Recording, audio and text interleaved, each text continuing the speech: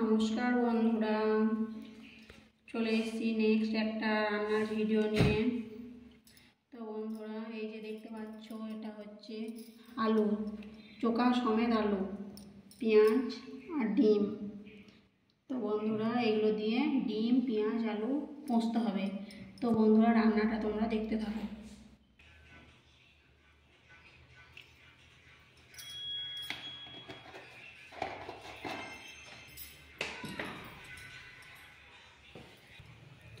তেল গরম হয়ে গেছে, আলু পোস্তের জন্য ডিমটা প্রথমে ভেজে নিচ্ছি।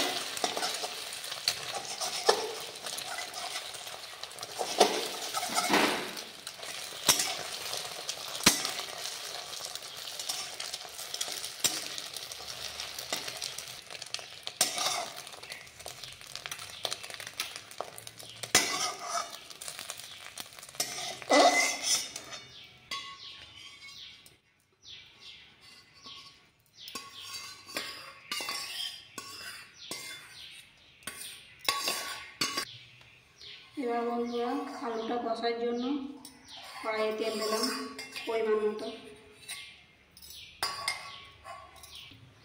দেখো বন্ধুরা, তেল গরম হয়ে গেছে।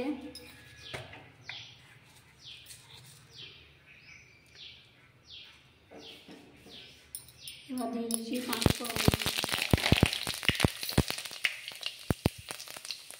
দিয়ে দিচ্ছি পেঁয়াজ কুচি,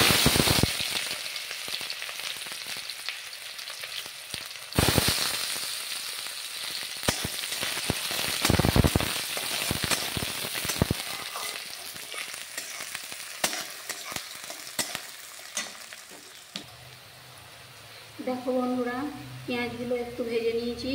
এবার দেখো বন্ধুরা, আমি এই যে চোখা সমেত আলু কেটে রেখেছি দিয়ে দিচ্ছি।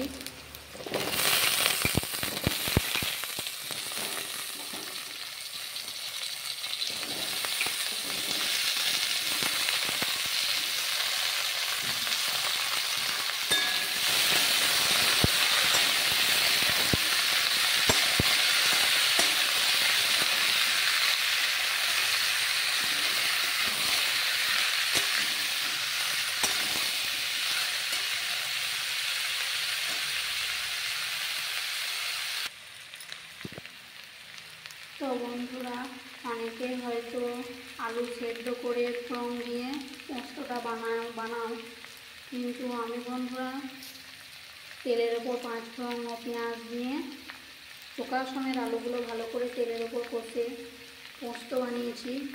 এইভাবে পোস্ত বানালে বন্ধুরা খেতে বেশি টেস্ট হয়। তোমরা এভাবে বানিয়ে দেখবে। আলু সেদ্ধ করার থেকে আলু তেলের ওপরে কষে নিলে পোস্ত বানালে বেশি ভালো টেস্ট হয়।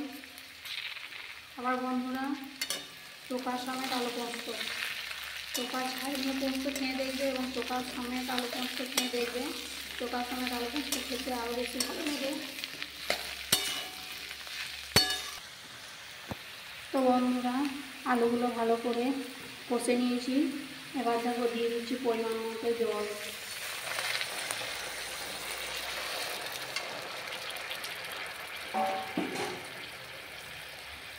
একটু বেশি করে জল দিয়ে দেবো, আলুতে জল টেনে নেয়।